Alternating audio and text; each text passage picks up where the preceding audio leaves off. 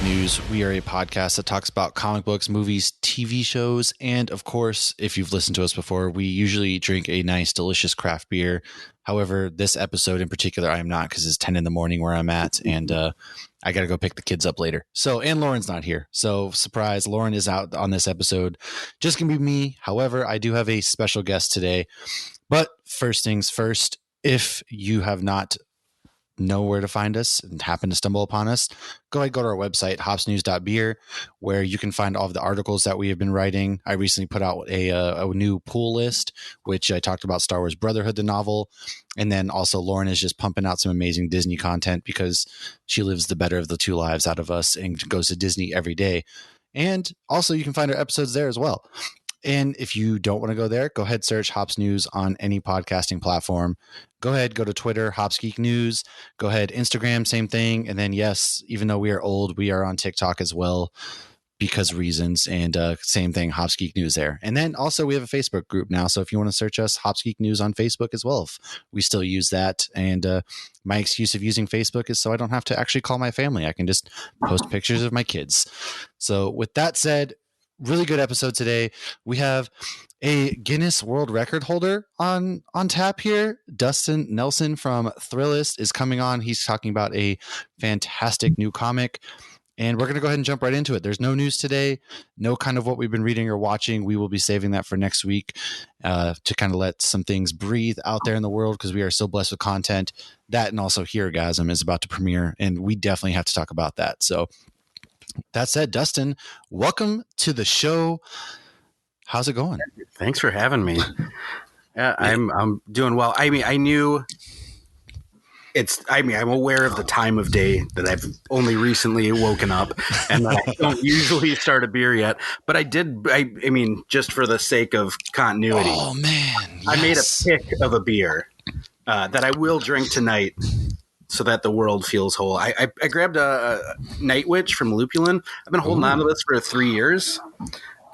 Seemed like a good occasion for it because it wasn't like I don't age my imperial stouts intentionally. I just don't drink them sometimes. Oh yeah. But it was partly because Lupulin's Minnesota. I'm living in Minnesota, and they're awesome. But this is a horrible introduction to me because I'm just introducing a beer. But no, this is perfect. It's the "What are you drinking?" segment. You're bring it. And they have a description of why it's called Night Witch on the side. And I first had it with one of the brewers there because they brew it all night, or the boil takes all night. And then they have this like just great blurb on here. It's crafted in honor of the brave female pilots who flew combat missions for the Soviet Union. During the Second World War, they were only allowed to fly in outdated wooden biplanes instead of against the Germans. So these women had to fly, and they had wooden planes, and because they were like so rickety, you could only do it at night, and they would have to shut off their engines and just glide because they were also very loud. Dang. So they earned the name Night Witch from the Germans because it sounded like a witch was flying overhead because there'd just be this whooshing air and no engine. That's actually badass. I have briefly heard about that, but that's really kind of cool. And then also kind of hilarious. That's like, yeah, you can just go ahead and take any plane you want, except for the working ones. Yeah. It's like nice that they're like honoring it, but you're also like highlighting like, yeah, that's not awesome. Like visually, like I want to put that in a comic book, but I don't want anyone to have to fly a wooden plane that they can't have the engines on. Right, especially in a combat zone like World War II of all places. Yeah. So of course I'm like, oh, this will be a great story. And then you're like, I know all about planes. You aren't going to tell me something I don't know. No, actually, hey, I love all the different expertise. And I love that you brought a beer because I thought about doing that this morning too. But then I was like, I don't want to be judged too harshly for popping out a beer. Because normally what I would do too, I'm with you, is Imperial Stouts. They're one of my favorite styles of beer. And I also don't age them intentionally, but I've probably got like 6 in my fridge that I've just been sitting on because it's, to me, I like to pull them out on special occasions. And so it's right. Like, when's the right moment? Yeah. That's I don't know why I decided this was the most, because I had 3 of these and I like them. So I was kind of glad I've got a little bit of an aged one. But I just love Lupulin too. And it's a great brewery. I've heard a lot of good things about the beer scene in Minnesota. I've only flown through Minneapolis. I've never really gotten to explore or things of that nature. What's kind of the beer scene up there?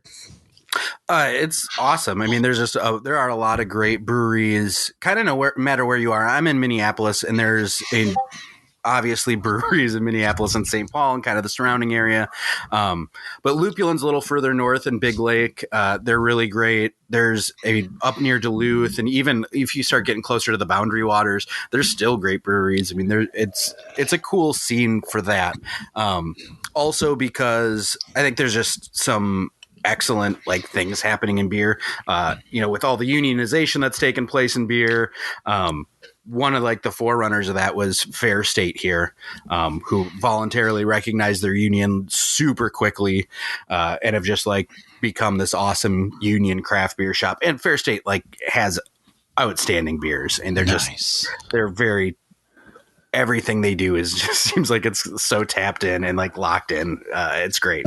It's always great when you see those breweries and you almost don't intentionally mean to just like this brewery that's like banger after banger. And people are like, all right, you say that about, but no, they actually are killing it out there. Cause I do the same thing with certain breweries. And so I've always wanted to make time to go up there because we kind of talked before the show about how I'm a Packer fan and stuff like that. So I've always wanted to make time to go up there, catch a football game. I know in hostile environment, but I kind of want to hit up like the NHL stadiums and the NFL stadiums, kind of do that and then experience the beer scene because I've heard so much. So that's pretty rad to hear that it's such a booming area for that.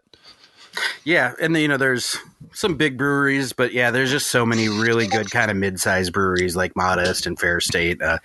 Yeah, it's super fun area for that. And it's craft beer, so I mean, like, if you're in an area that doesn't have great craft beer, it's maybe more surprising. But I think Minneapolis has a really underrated, like, exceptional thing. Right. I was actually last summer was in Upper Peninsula, Michigan, and went to Alpha Brewing. And Alpha is, and I mess up the how this is worded. It's the brewery that's in the smallest town in the U.S., I believe. Like the smallest town that has a craft brewery. It's a town of like 150 people. Oh wow! But even there, I was like, oh, you guys have really good beer. Like you guys like crushing it out here. Yeah, like kind of off in the middle of nowhere, but super nice. Yeah. I love that because you can go to the middle of nowhere, and that also speaks to craft beer's reach. Sometimes there's a town of 5 people, and they absolutely have their own craft brewery here, and it slays at the same time. Yeah, and it was super busy. Like the whole town was like empty streets, and you get to the brewery, and the patio's packed. You can't get out there. It's the spot to go. Everybody knows everybody, and like, hey, I'll see you there later on. Yeah, it totally had that vibe. It was awesome. Nice. Now, I know that you do a little bit of beer writing, talking about whiskey and things for various publications, such as your current one, Thrillist, which I want to get to later. Definitely. First things first, though, is I got to know. I know what it is, but tell the people, Guinness World Record holder, what's that all about? Yeah, it's a weird side note to an art project. It was a performance art piece I did at the Walker Art Center in Minneapolis. I wasn't actually living here then, but had kind of arranged it with them. And so the performance was just clapping. And so it had to happen for some amount of time. And it was always going to be a long time was kind of the idea, like immerse yourself in it as noise and also, the connotations of it. And okay, so we don't have to go into like the artist statement of it here, but there was clapping and everyone was able to participate. And we did it for, I think it was 2 hours and 34 minutes. Wow. Which set a Guinness record for the longest applause. So yeah, I have sometimes forget about that part of it and then pop up in articles of people being like, here's like 5 Guinness records you could totally break. Like it's like the most then there I am. Yeah, I mean it's so obscure though. I love the obscurity. What gave you that idea to be like, you know what, let's get a bunch of people together and let's just clap for 2 hours like we just got out of the Morbius movie? I had been doing some kind of long form performance art pieces for a bit of like had one I did with a live band where we described Battleship Potemkin with a live score. So it was kind of an inverse of like a silent movie. It was only the sound of the movie. But I also worked in live music at that point. So it was like, it was on my mind as like, there's this absence of applause and like doing these long pieces and like kind of creates a different atmosphere. And then my office was basically on the other side of a wall of constant noise and applause at a music venue. So it kind of just slowly germinated as like, okay, so what if we like just the applause didn't stop? Or what if we were on stage and the applause was the show? And yeah, it just kind of kept developing from there, and was lucky. And they only ended up putting my name on this, on the Guinness thing, but really it was a lot of people. And there was a good handful of people friends from Minneapolis and artists who helped me develop it, they kept it going. They were all over so filming. It seems really simple, and it took a huge team of people to put it together, really, which I, super grateful to them. Right.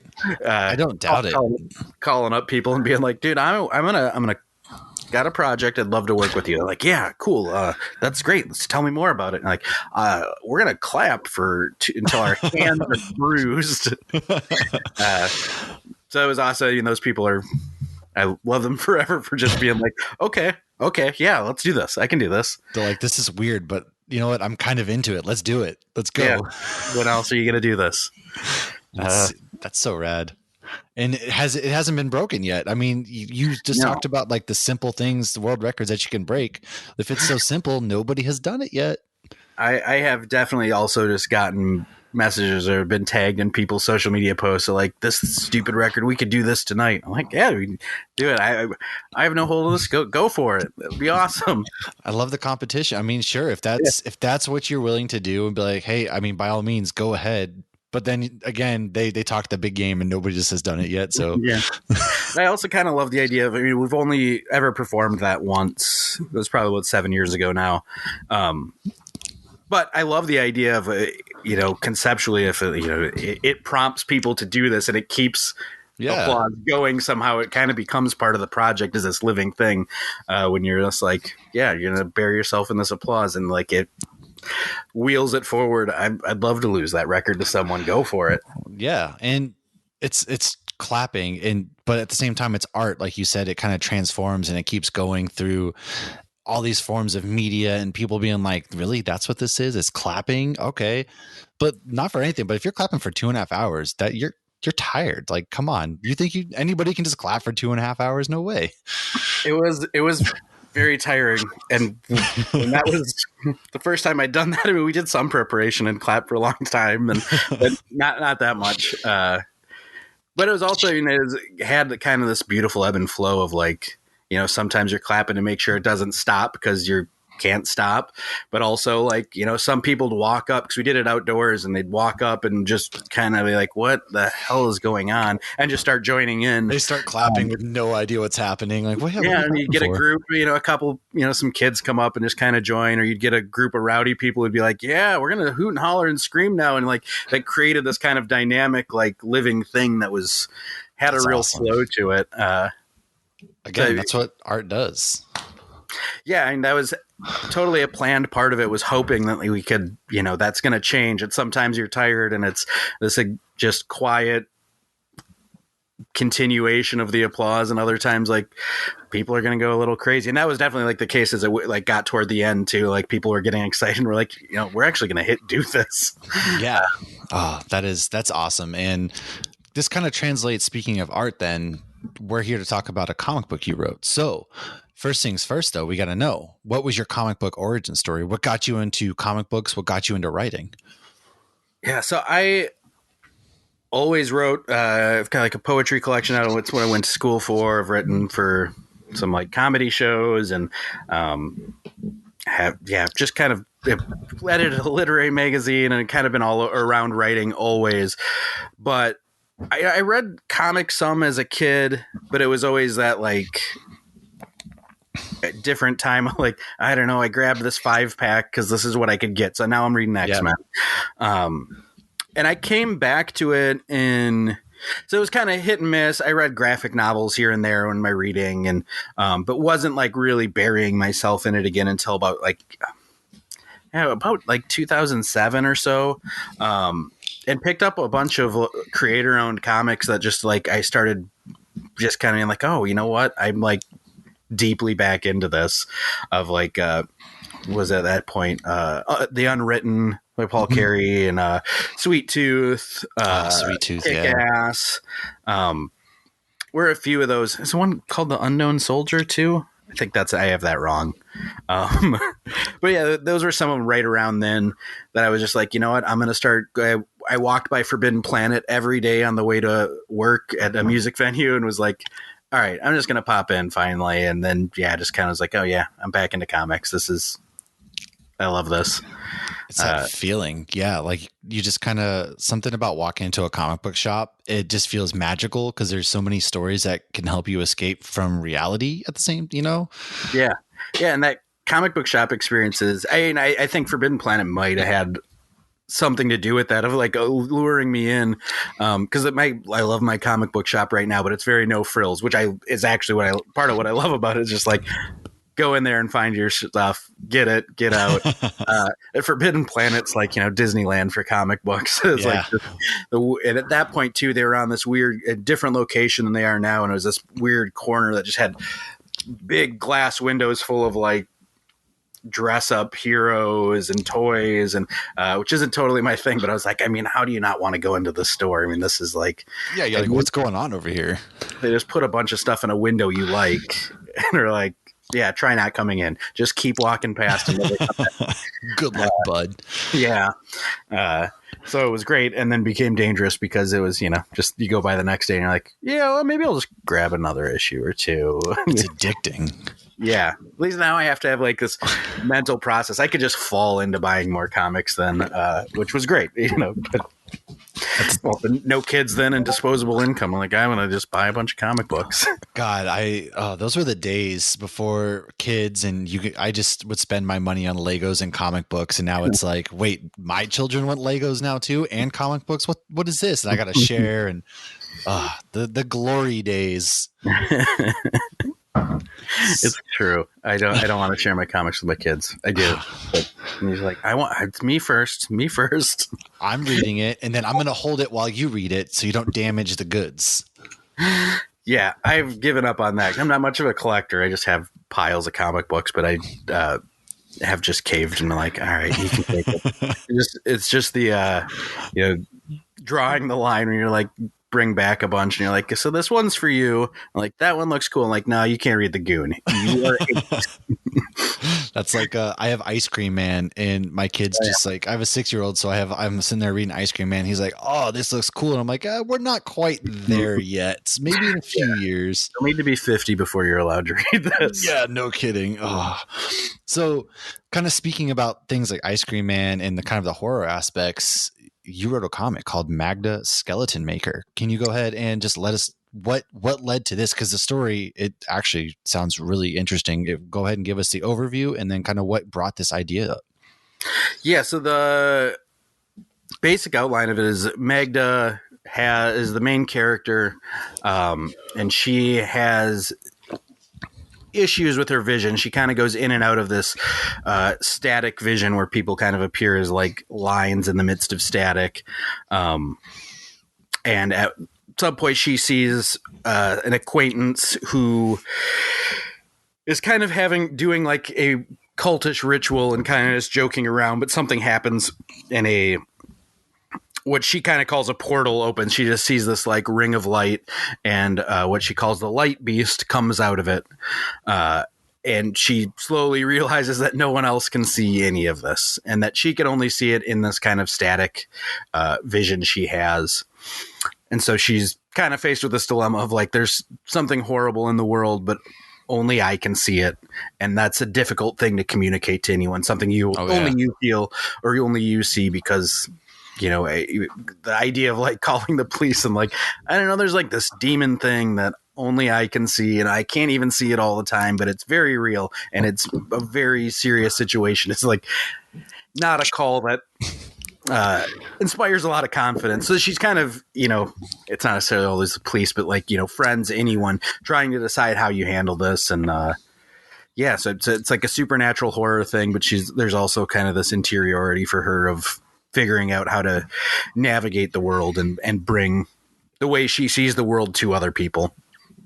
That's pretty cool because it has kind of, to me, it has that deeper meaning, right? Is everybody sees the world differently, and for her, she kind of sees all sorts of, you said, staticky and different like lights, colors, lines, and then of course we have the demon beast kind of things, and that can kind of mean more to some people. So how do you communicate? How do you see to people? And I feel like that message there alone is actually, especially nowadays, right? Everyone sees the world so weirdly black and white, but things aren't always black and white.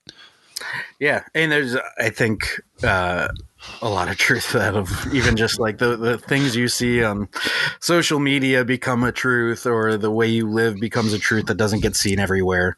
And I think we're often trying to figure out how to communicate that to each other and how to understand people that way. And like, I think that's the even more difficult part in real life, is being the person that's being told about that, the thing that no one else feels or sees, and learning to believe people and understand their, have empathy towards their situations. Yeah. And so yeah, there's I think that kind of feeling was a core piece of like the itch I had to scratch with this comic book. But it was also the artist who's working on it's Donna Black, is an Irish artist who has a really unique style, and so we've talked for maybe 5 years about doing something together, because I love her art. Yeah. So it's kind of been sitting there as like, I really like we want to do something together. I want to write something for your style. So some of this, started to germinate too from looking at her work a lot, and feeling what, how we could do something different with her art that's already different than what you normally see in comic books. This kind of mixed media style that's very well suited to horror. And has been a lot of what the comics she's done have, really been in that genre, I think, largely. Not all, but so that was part of it too, is really getting into like the heart of her work, and trying to find the story that really suited a collaboration with her.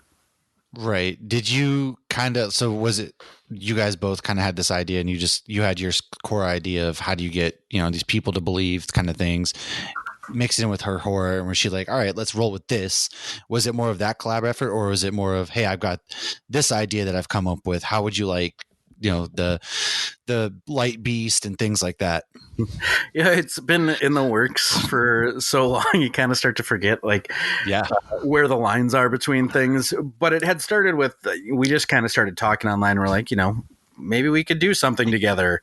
And she's like, yeah, bring me a story. And so the basic premise of this I had kind of brought to her years ago. And then it was kind of like, she's like, you know what? I have a little extra time this week. Can I do a sketch or two with this? And would send me something. And I was like, okay, so, maybe adjust this, and like feeling out how this is developing visually in your mind. So it was collaborative in that way. A lot of the story just kind of came from me, but it was also, reactive to the work she was doing, and what also that I was just asking her to do things that, I think, it was slow and collaborative. So hopefully it wasn't too annoying, but there were definitely things that was like, so like, what if she really kind of can't see anything? Like, that's not a comic book. That's just a black piece of paper. Like, you're just looking at darkness. Yeah. I'm like, well, how do you make this look? You still want to see the characters because you're reading a comic, but make it staticky. And, so I definitely was, I would say proposing challenges to her. Maybe it wasn't all that challenging for her. And she's like, yeah, dude, I got it. She's like, just trust me. I got this. You write the words. I'll handle the rest.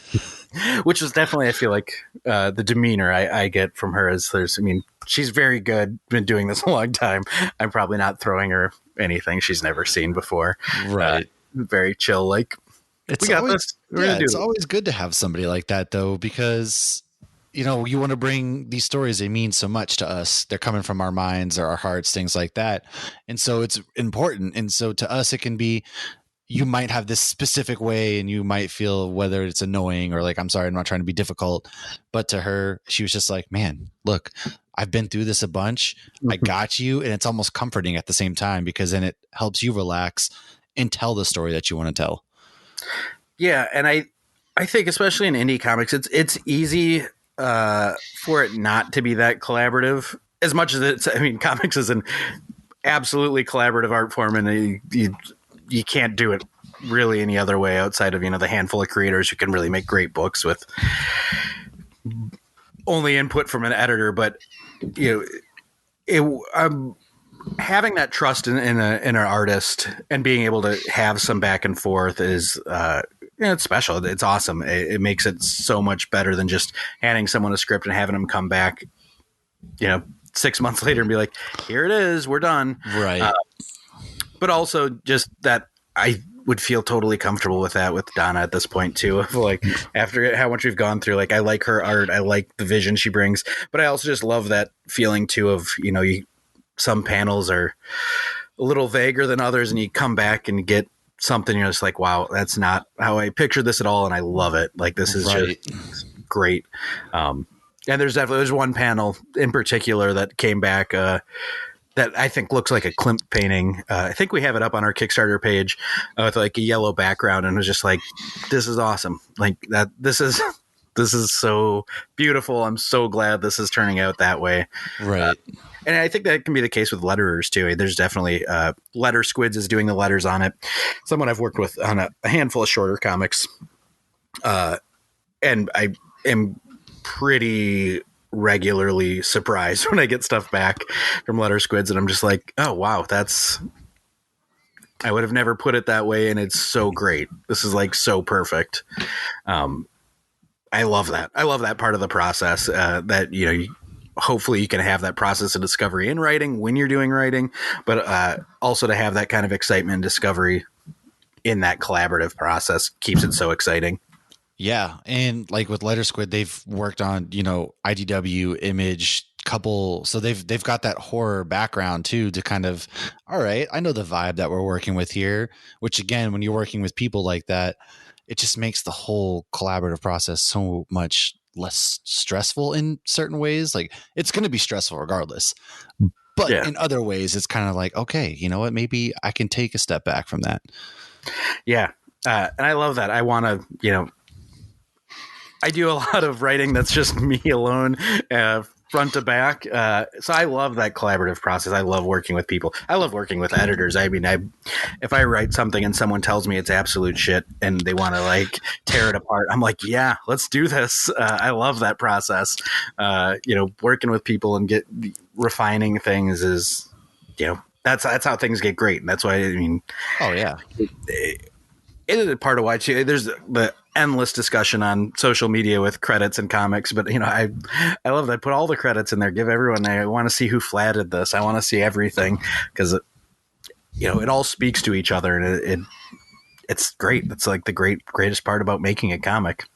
Yeah. Everybody plays a certain role in it. And also it's very easy for us to look at our own work and be like, oh yeah, okay, this is great. And then the editor comes back and like you said, this is total shit. And you're like, all right, cool. That's fine. Cause you almost need that. Cause you need multiple eyes on things. I know I do. I've just recently started writing, for Dork Side of the Force. I contribute over there.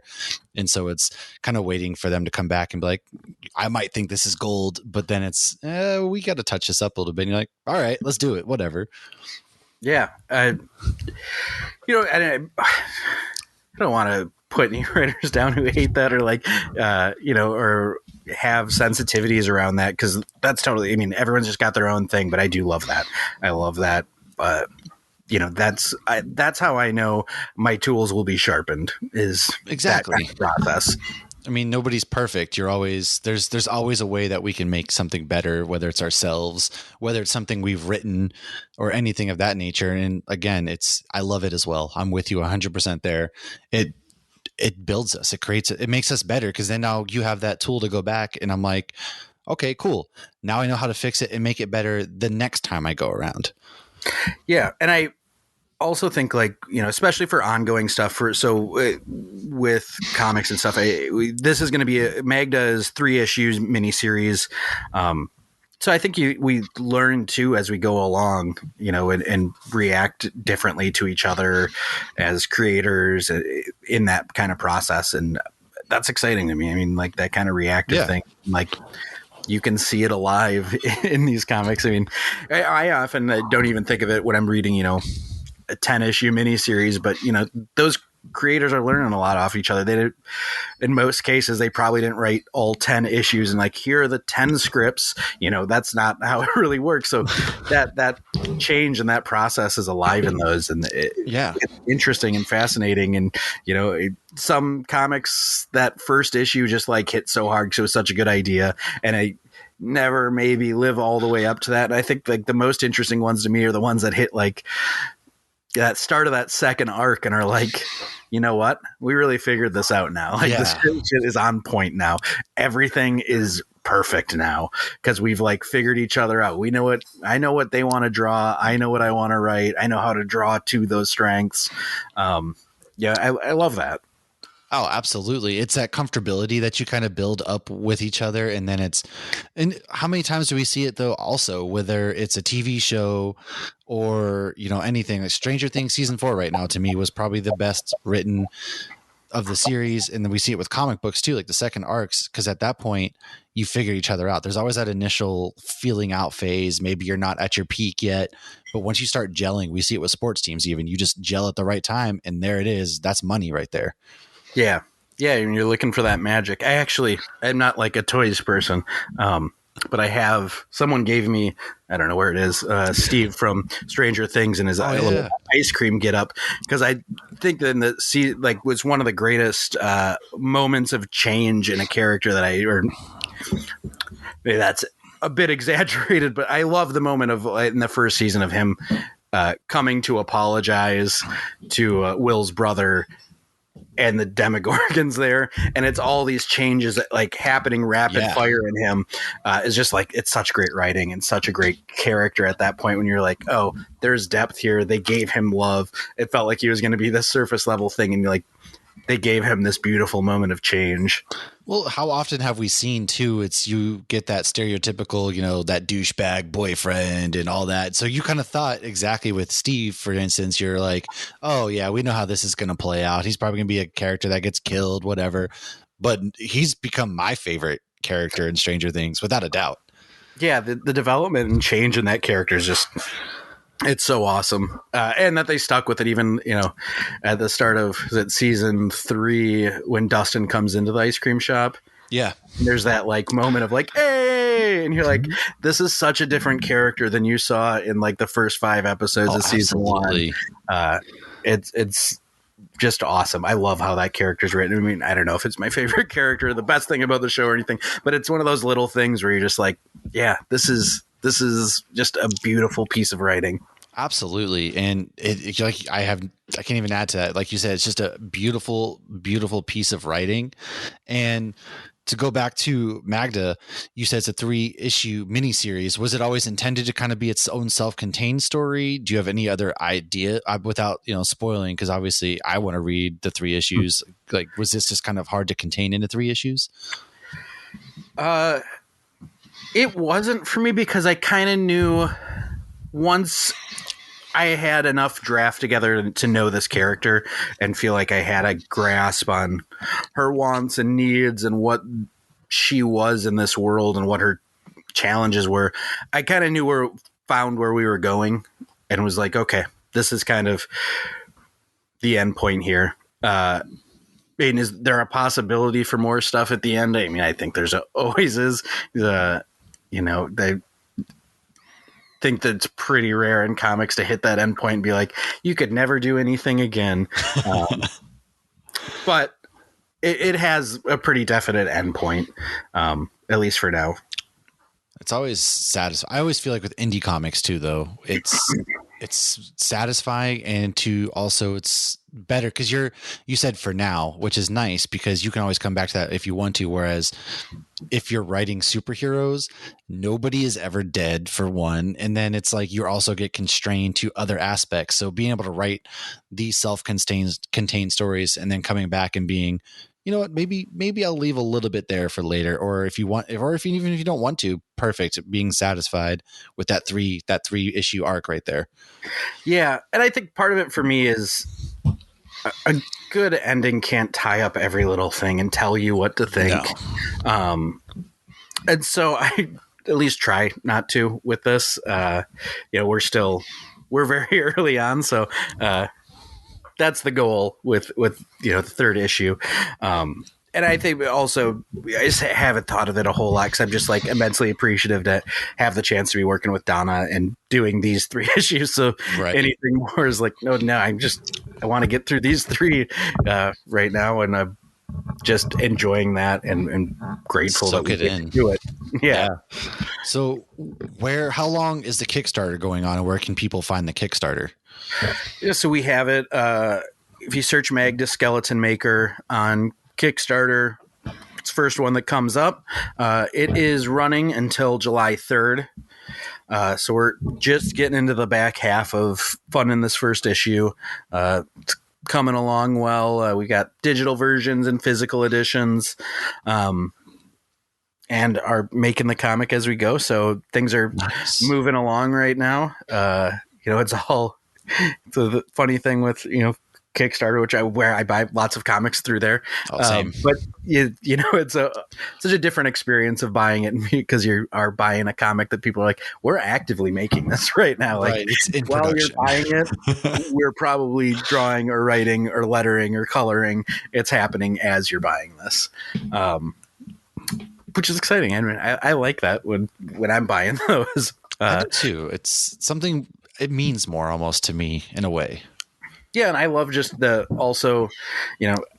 have so much leeway for artists because it's all so hard, and comics are expensive. And I got an email this morning from a project I had backed that they were like, we're behind schedule. And I just want to email and be like, it's okay, dude. Don't worry about it. And send some sketches. And I'm like, this is great. I'm just happy to see this stuff happening. And read it when it comes. There's plenty of comics, and I'll read this one when it's time. That is absolutely true, right? There are a lot of stories, a lot of just things out there for us to read. So it's, hey, you know what? When it's there, I'm ready to read it. You go ahead, you take the time, because I'd rather you take the time and be satisfied for you personally and for the reader versus, all right, I got to get this out by this deadline. Let's rush something. And then maybe you're just left like, that really wasn't what I wanted to do. Yeah. I've absolutely been there where you're meeting expectations and stuff. And I think, years down the line, you're right. It's just, you are going to be a lot happier if you're like, yeah, I disappointed people by being a couple weeks late, but what is that couple weeks? Like, no. we're going to be much happier to be happy with this product than make something that we think's worth your time. Cause I that's one thing I think is really different, as a creator using Kickstarter, is kind of that instant, like, one-to-one gratitude for anyone who is willing to read this stuff. And I realize this isn't, it's not sitting on the new comic books at the shelf when you go in on Wednesday at your favorite store. Like, it's people who put in effort and are saying, like, I believe in this. Like, you're just giving me a sense of this, and I'm willing to go with you here. I know I'm not alone in just feeling like a lot of responsibility and gratitude in that, of like, I feel that trust. I feel immensely appreciative to anyone who does that. Even if there are people who've given $1 and taken nothing, or just like buy the cheap digital version. And I'm like, that's amazing. That you would risk $4 or $3 on this is incredible. And I feel that responsibility to, even if I don't meet the time expectations, to do everything I can to meet the expectations as a comic, as a story. Cause I know that's really what people are there for. Oh, without a doubt. I can't agree enough. And so one little last question, because I do also want to talk about the other writings that you do as well, but how different, because you write a lot of poetry. Is it hard to kind of flip back and forth between the two styles of writing, or is it just seamless to you? It is not seamless. I was writing journalism and a lot of on like literary stuff at the time and music. When I was published my first poetry collection, and I could switch from there and fiction somewhat easily, but comics is just, I've been writing comics now not that long. I mean, 5 or 6 years. And it's a totally different thing. It's just, even I've written some short films, and like, it's its own thing, and it's boundless in a lot of ways. Like, I don't know, I'm looking at like some comics sitting here, like The Tick and or Ludocrats, which is just a bonkers comic. Like, yeah, there's kind of the only confines are the page and what your artist is willing to put up with. And that there's, just it took a while from, having written like screenplays where everything's very rigid to like comics is just like, now this is I think a writer had told me at one point that like the biggest difference in writing comics is that what you're writing down with the thing you're spending your time on, even though poetry has a small audience, like your audience is one person really. Right. When you're writing a comic, it's that artist and no one else. And while you're like, yeah, well, I want this to be in front of people, I want there to be another artist. The script format is just about you communicating with an artist and you communicating with a letterer about what we need to put together on here. 'Cause 5% of the words you write are actually going to be in the comic. Well, there's limited space. Yeah. I think that's one of the biggest oddities for anyone that starts writing comics from anything else is just understanding that audience bit and kind of letting go and be like, okay, just communicate with your artist. I just got to talk to someone like, this work for you? Can I just do this? Because I'm usually writing a fairly script format, but sometimes, you're right in there and you're like, I don't know, man, like this, I'm not quite sure what this looks like yet. There's just different aspects of it that feel much more like a draft, like what I write in a short story when I don't know what's going on to myself. Like, I don't know what's happening here. We're skipping this part and we'll come back to it. So yeah, it's super different. Which was, I think, what, I've loved comics for so long, but part of maybe what drew me into keeping with writing comics is just like, it's just different. It's such a unique thing. And I also just love all the possibilities. And just when you think you've read everything and like have all, like, okay, I've got all this stuff in the toolkit. You could, a nod, we could do a sound effect for a nod, or you could break the fourth wall. Like comics are weird. The next week you open up a comic and you're like, I have never thought of that. Yeah. Like this is totally new to me. Someone is, there's always someone there to surprise you and like take the next step of like, just, oh, this is a totally different way of looking at this page, or how we tell this story, or how letters interact with the picture. And it's really exciting. Yeah, I agree. That's one of my favorite things about comic books. What draws me in is, like you said, the possibilities are endless. And I use comic books as an escape. I love these stories. I find myself just immersed in them, and it's great because there's never ever going to be a time in comic books that it's like, oh, we can't do that. That doesn't exist in my mind. And so that's what's so amazing about these. And hats off to the writers, the letters, the artists, because finding those ways, everybody thinks that making comic books is easy. But as we've talked about today, it's not easy whatsoever. It's a process. Yeah. And it's super time consuming. I think too, when you want to, anyone who wants to start writing comics, I did a lot of short stories and anthologies before really going for this. 'Cause it was, I wanted to spend some time like really learning what it takes, for an artist to do it. 'Cause I know it's a huge lift. And for letterers, like I've done lettering myself. I'm not lettering my comic for a reason. I'm not great at it. But to understand that stuff is important too. Because it's time consuming. It's a big process. And, understanding what a colorer goes through, what a flanger goes through, you get a whole new appreciation for all these comics. And when you open up something, there are definitely times, love the art in so many comics, but there are those ones you open up and you're like, oh my God, I can't believe how long this must have taken you and like what you had to put into this and like the generative processes that led you here.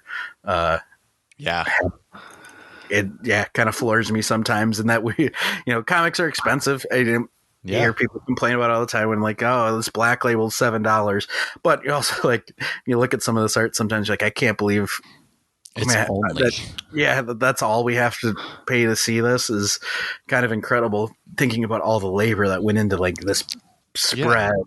It's not one person more often than not. It's that comic maybe $4 to $5, okay, or $7, but you're also there's 3, 4, sometimes 5 different people that went into this, and so that's all I have to pay for this. Awesome, I will do it 10 times out of 10. Yeah, it's a weird economy, and art is always been that way, I guess. It's a thankless job almost, Yeah. I hope artists are getting thanked plenty. Yes. Oh, absolutely. They deserve it. I have always talked about on this show how I started writing my own. I come back to it every once in a while. It's just basically beer gives people certain superpowers and stuff. And one day I'm going to pick that back up, but it's hard. And as I find out personally, and also getting to talk to all the creators that we get to speak with, it's cool hearing the perspectives and things like that. And I hope people take the time like you did to kind of put yourselves in the other shoes to be like, oh, this is what letterers do. This is kind of what artists do, because it gives you a fresh perspective and helps you add another tool into your toolkit, like we mentioned. Yeah. And you just, you read comics different after that too. I think if you, whatever it is. And I think maybe the one that like is most accessible to most people is like really dive into like lettering.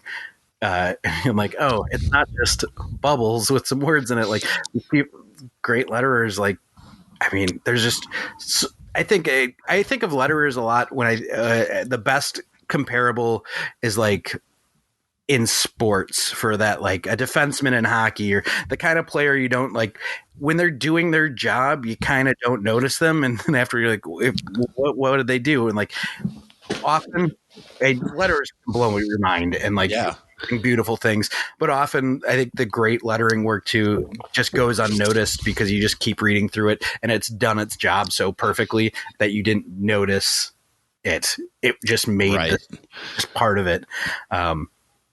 And that gets unappreciated. Letterers, they can make or break it.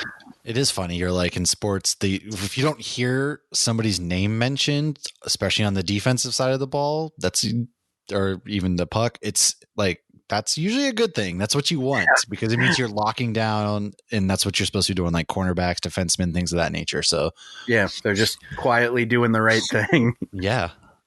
Before we wrap up, I did want to touch upon you. As you've mentioned, you're a journalist, things of that nature. You're currently at Thrillist, but you've done a lot of really good things. I mean, you've appeared in Rolling Stone, Sports Illustrated, Men's Journal, all that kind of stuff. What kind of got you into where you're currently at with Thrillist? And more specifically, some of your articles, what is the most bizarre like food or something that you've had to write about? Oh, man. What is it? I feel like it happens weirdly often that there's just like strange. And I guess for listeners, I write at Thrillist on the news team, so I do a lot of food and beer and alcohol and travel writing, on top of writing about comic books, some there as well. What would be the weirdest thing? I sometimes get them confused because we get you see fake foods like April Fool's Day kind of stuff, and I'm always like, I don't know, man, that could be real. That's not that's not out of bounds right now because companies will make whatever weird thing, or especially with like hot Cheetos or something. The mac and cheese with hot Cheetos. A vodka hot Cheetos. Ha ha ha. Like that 100% will exist next year now that you've said it. Somebody's going to be sitting there like, write that down. All right, so I would give the title to Jones Soda, which I have a special place in my heart for Jones Soda from like childhood of Oh yeah. mostly not having it, but always wanting it when I saw it. 'Cause the labels are so beautiful and the colors are really vibrant. Most years at Thanksgiving, they do a limited edition turkey and gravy soda.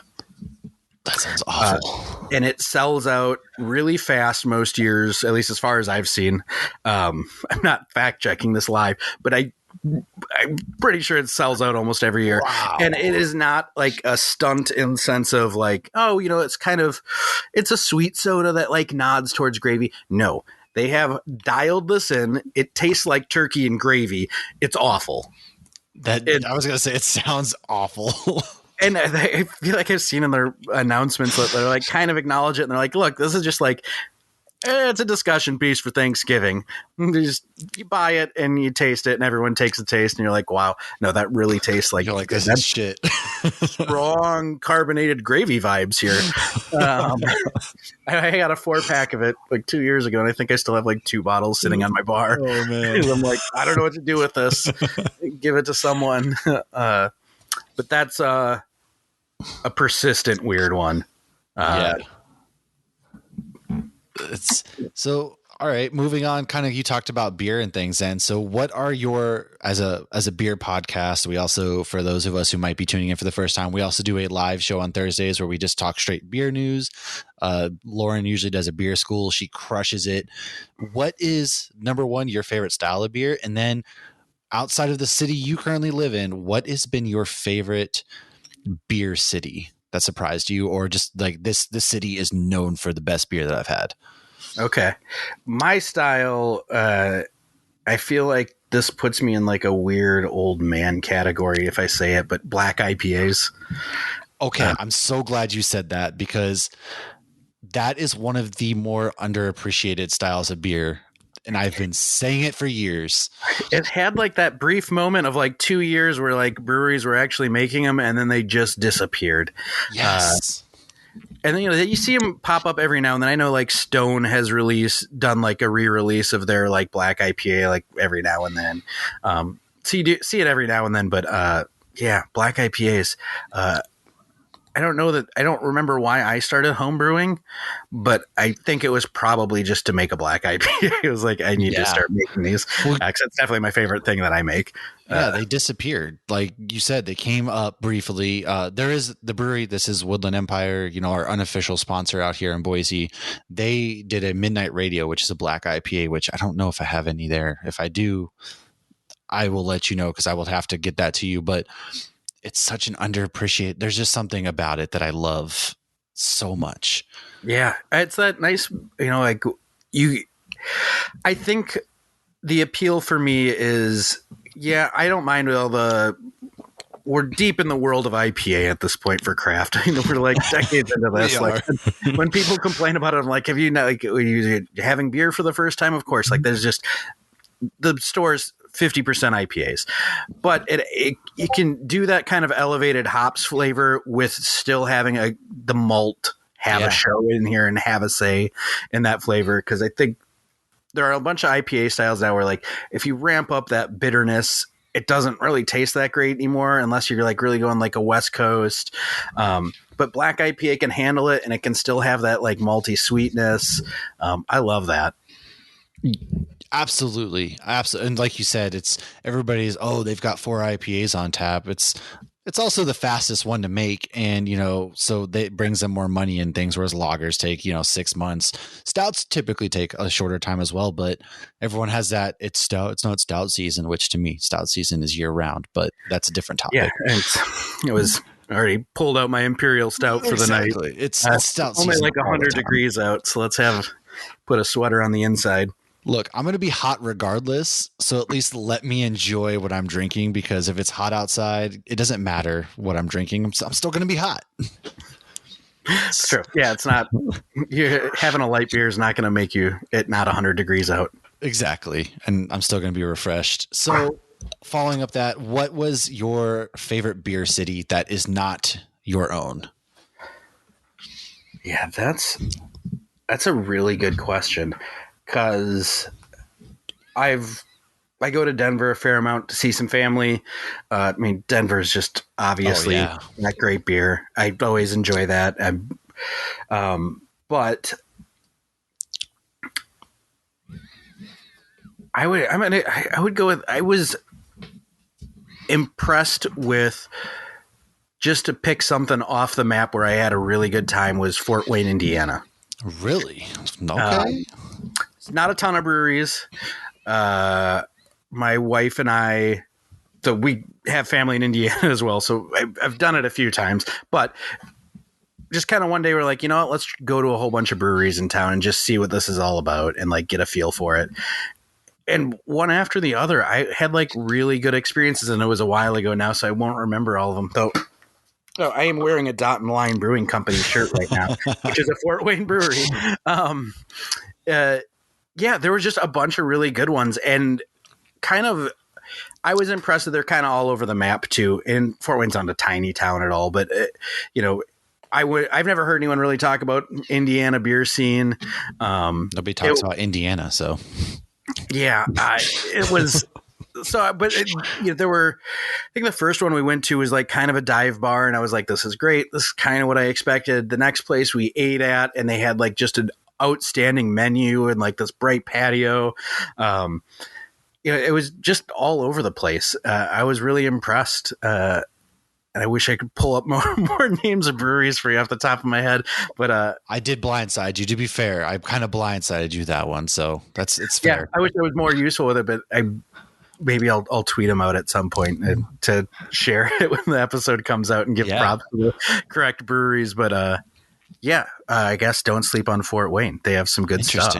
I'll go out there. I've driven through there actually a couple times, but I've never stopped in there. So I think I'll have to go there, because it's always the smaller places that I found. Like, of course, we got your Portland, Maines, your Portland, Oregons, Raleigh, North Carolina. To me, my wife's from there, so that's a pretty good scene.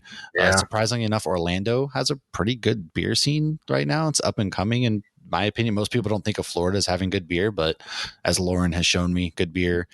And then, so I would have to go there. Every time we travel, I'm one of those people that's like, my wife's like, let me guess, you're looking up what breweries we can go to here and there. I'm like, well, yeah, of course I am. Like, come on. So I should shout out Eau Claire, Wisconsin. Yeah, they have a lot. Is also, as I just wrote about Eau Claire and have family there too, so it's been a constant in these answers, I guess. They're just places I've gone to enough to like have it hit every brewery in town. But Brewing Project, I mean, is awesome brewery. Oh, yeah. So good. The Gunpowder IPA is one of my favorite IPAs around. And Lazy Monk Brewing in Eau Claire is also good, really more focused on German styles, but just like this gorgeous patio over a river. And I like the vibe of that. Yeah. Like I'd be pretty happy to just keep going to Brewing Project over and over and over. But there's other good stuff there. And Lazy Monk's got that great view. Absolutely. See, I do. Wisconsin in general has a lot of good beer. I've been to Madison. I've been to Green Bay. So I've been to, like Badger State and things like that. And of course, your New Glarus. But I haven't been, because it's on pretty much just on like the Minnesota border just about. So I haven't ever been out to that area. So Brewing Project is number one on the list, because I've had their beer before and it is wicked good. And they have a new space too. They opened up a new brewery almost across the street from their old spot, which I liked, the kind of like scrappiness of the old spot, but I think it's much more polished now. Yeah. Well, you're always going to have that feel, the vibe to it, just that nostalgia factor too. Yeah. Like, I'm sitting next to your forklift. I'm into it. I love it. It really fits the craft beer vibe, man. Yeah. Yeah. So, well, Dustin, I really appreciate you taking the time to come on, chat with me today. It's been great. I've loved getting to hear about the comic book Magda, Skeleton Maker. Go ahead, tell us where we can find you. Obviously, I'm going to put the Kickstarter in the link, all the links to your bio, all that stuff. But for those of you who might be lazy and can't take 2 seconds to read, go ahead and remind us where they can find the Kickstarter again as well. Yeah, you can find Magda on Kickstarter.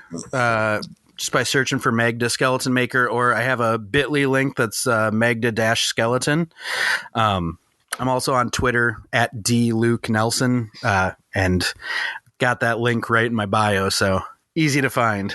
Too easy. And then, yeah, we're going to be tweeting it out. Go ahead. Right after we get off this, I'm back in the Kickstarter. I've already looked through the art, all that kind of stuff. It's a story that captures me. I hope you're able to find something for you in it, and you go ahead and back some awesome people and help the indie creators as well, because they make just as good stories as the big comic books that we know and love. So give some love to some indie creators out there. And I really appreciate it again. Thank you for joining us. Thank you so much for having me. Anytime. You are always welcome. If you want to push anything, you have a home on the show now. Go ahead. Just hit me up and be like, hey, I want to come on and talk about this. I'd be like, all right, let's make it happen. So I got a beer in my hand and I want to talk about it. Yeah, next time I'm going to make sure I have a beer in my hand. That is 100% sure. And as always, hopsnews.beer is our website. I have recently started contributing over at Dork Side of the Force. So go ahead and check out the articles that I'm going to be coming out with, because as we all know, Star Wars is my life. And then go check us out, Hops Geek News, on all your social media platforms. And until next time, everybody, cheers. This has been a Hops News production. You can find Hops News on all your favorite podcasts and social media platforms at Hops News. Cheers.